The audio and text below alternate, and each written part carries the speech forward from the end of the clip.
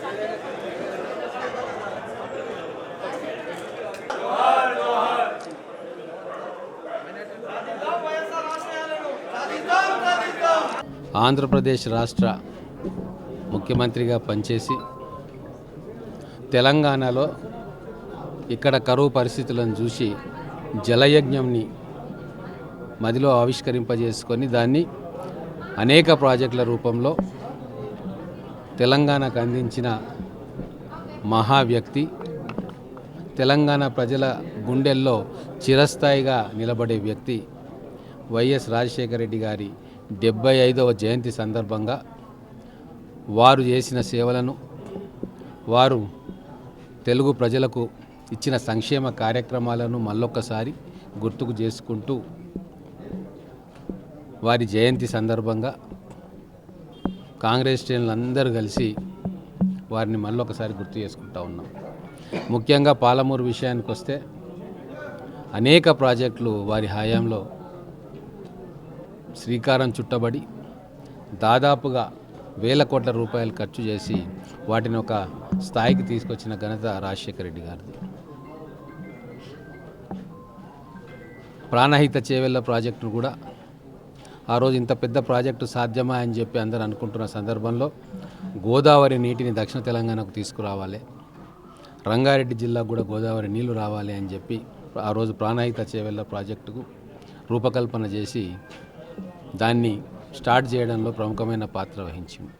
తర్వాత వచ్చిన పాలకులు దాన్ని మార్చి దాని కాళేశ్వరం పేరు పెట్టి ఈరోజు తెలంగాణ విధ్వంసానికి కారణమైంది. అదే రాజశేఖర రెడ్డి గారు పాదయాత్ర సందర్భంగా ప్రజల నుంచి వచ్చిన విజ్ఞప్తులు కానీ, ప్రజల ఆవేదనను కానీ అర్థం చేసుకొని ఆరోగ్యశ్రీ పథకాన్ని తీసుకొచ్చి కొన్ని లక్షల కుటుంబాలకు వాళ్ళ కుటుంబ పెద్దలు కావచ్చు, కుటుంబ సభ్యులకు జీవనదానం చేసిన గొప్ప వ్యక్తి. ఆ ఆరోగ్యశ్రీ పథకం ప్రపంచంలో ఎక్కడ లేనటువంటి విధంగా దాని రూపకల్పన చేయడమే కాదు, దాన్ని గ్రౌండింగ్ చేసి ప్రతి పేదవాడికి ఒక భరోసా కల్పించిండు. కార్పొరేట్ హాస్పిటల్ వైద్యాన్ని సామాన్య ప్రజలకు అందించిన వ్యక్తి రాజశేఖర రెడ్డి గారు. ఎన్నో రాష్ట్ర ప్రభుత్వాలు ఈ ఆరోగ్యశ్రీ పథకాన్ని బాగుందని చెప్పి వాళ్ళ రాష్ట్రాల్లో ఇంప్లిమెంట్ చేసుకున్నారు. ఈరోజు మళ్ళీ కాంగ్రెస్ ప్రభుత్వం వచ్చిన తర్వాత వారు స్టార్ట్ చేసిన ఆరోగ్యశ్రీని మళ్ళీ కూడా తెలంగాణలో కాంగ్రెస్ ప్రభుత్వం ఇంప్లిమెంట్ చేస్తూ ఉంది. అలాగే 108 సర్వీసెస్ కావచ్చు, 104 సర్వీసెస్ కావచ్చు, ఇట్లా పేద ప్రజలకు ఎక్కడెక్కడ కష్టం వస్తుందో, ఎక్కడ ప్రభుత్వ సహాయం ఆగిపోతుందో అక్కడ తాను ముందుండి సంక్షేమ పథకాలను వాళ్ళ కోసమే ప్రత్యేకంగా మొదలుపెట్టి వాటి డెలివరీ చేసే విధంగా ఆలోచన చేసి దాన్ని ఇంప్లిమెంట్ చేయించిన ఘనత రాజశేఖర రెడ్డి గారు.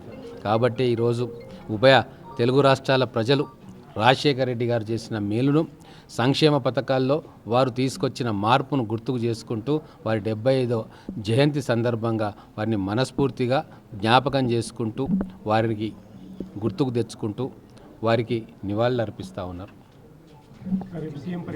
మూడు గంటలకు అది ప్రెస్ మీట్ పెడతాం 3 o'clock.